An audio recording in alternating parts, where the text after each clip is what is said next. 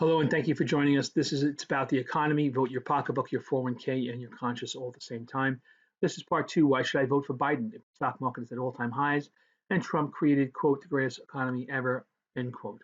And the answer, as you're going to see for yourself, is that because when Biden was the economic czar under the Obama administration, his economy far outperformed Trump's. Let's take a look inside, and you'll see for yourself. Quick note for Trump's numbers: we only go to January 20th of 2020. And we use the same 3-year limit for the Biden numbers, which completely removes the negative impact of COVID's impact on the market and the economy. We're doing that to try to be fair to the Trump administration. We're going to look at three key economic indicators: GDP growth, because the more our GDP or revenue sales of our country grows, the stronger the economy is and becomes. We're going to take a look at export growth, again, because the more our exports grow, the stronger the economy is and becomes. And we're going to take a look at the stock market, because while the stock market is not the economy, it is an indicator of the economy, and that's very important. And just for fun, we're going to look at the real greatest economy in recent times, quote unquote. Spoiler alert, it's not Trump Pence, nor is it Obama Biden. You'll be surprised, I certainly was. Okay, so key economic indicator number one: GDP growth, annual percentage of change. That's the red circle numbers for both administrations. You see the year, you see the GDP growth as percentage. The change is what matters, because the change represents how the administration's economic policies impacted GDP, positive, negative, or flat. Like my mother says, it doesn't make a difference what you were handed with, or where you start, where you find yourself. It's what you do about it that counts. So what did Trump's administration do about it? They grew the GDP by 0.77 over the 3 years, and the Obama-Pence change was an impact of 1.69%, which means that Trump-Pence impacted the market by 0.77 positively, and Obama-Biden impacted it by 1.69%.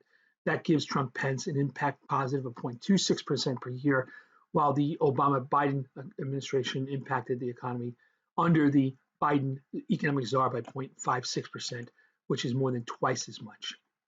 Let's take a look now at the GDP growth in actual billions of dollars, and take a look at what the percentage of gains were.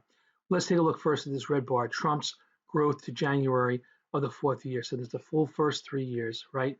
And then January the fourth year. And the numbers down here, he started at 17,977. He ended it at 19,010. When you take a look at Biden's numbers, he started at 15,155. The third year, not the full year, the third year is here at 16,129. Biden's growth second term here, he started at 16,382, which we take down from this number, and he ended into the third year at 17,613. So the blue bars, the light blue bars, represent first 3 years. This is the first 3 years in the first term. This is the first 3 years in the second term, and this is the average of the first 3 terms. No matter how you slice it or dice it, year over year, the first 3 years, the Biden economic czar administration far outgrew the GDP compared to the Trump administration. I included the blue bars because the blue bars represent the entire Biden administration, and I didn't want somebody thinking that I had cherry picked, that maybe they had stumbled in the fourth year, meaning they being Biden had stumbled in the fourth year and we were hiding that. We're not hiding anything. Okay, they outperformed the Trump administration hands down, no matter how you slice or dice it. Let's take a look at key indicator number two, growth of exports prior to COVID, right? Prior to COVID, at the end of 2019, the Trump-Pence administration had grown the export marketplace by 6.95%. Meanwhile, in the end of their third year, apples to apples, Obama Biden had grown the export market to 35%. This is huge because this really contributes to the GDP. It's very important. It's particularly important if you happen to be a farmer, because if you take a look at the corn and soy exports, at the end of 2016, this is in millions of dollars. At the end of 2016, the exports of soy were $22,840 million under the Biden czarship. Meanwhile, within a couple of years, by the end of 2019, December 2019, the Trump administration had shrunken that number to $18,660 million, which is a loss of 18%. Likewise, with the corn market, when Obama and Biden left office, At the end of 2016, December, it was 9,879 million in exports, and corn was at 7,617 when at the end of Trump's third year. That's a loss of 23%. There's not a lot of businesses that can, take a 23% hit.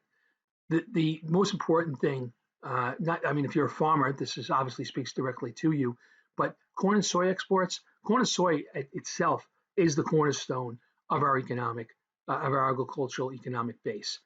When these markets are in trouble, the entire nation's in trouble.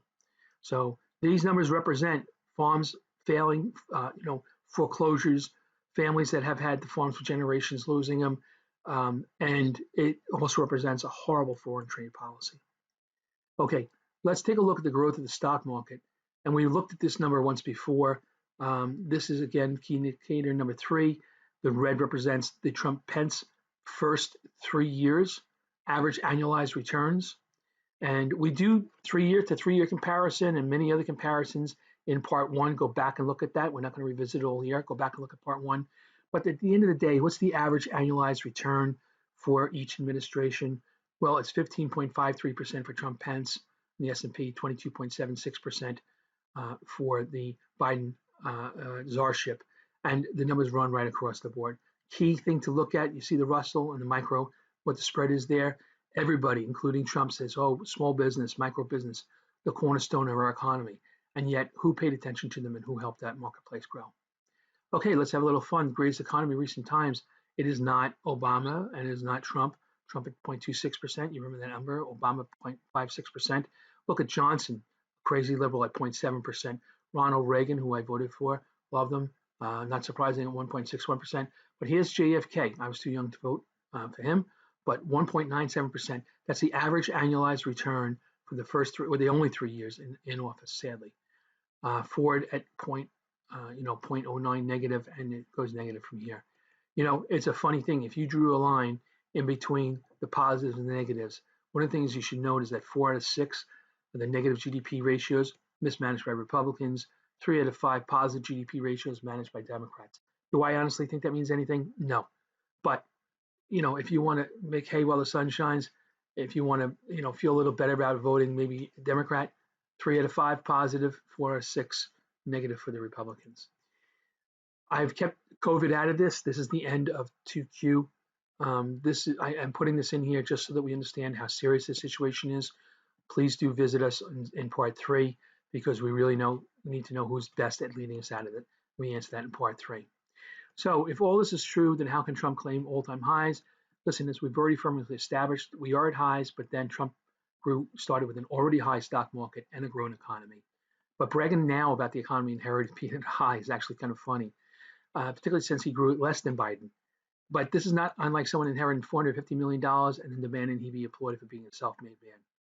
But, to each his own. So what do you think? Can you vote your pocketbook, your 401k, and your conscience all at the same time?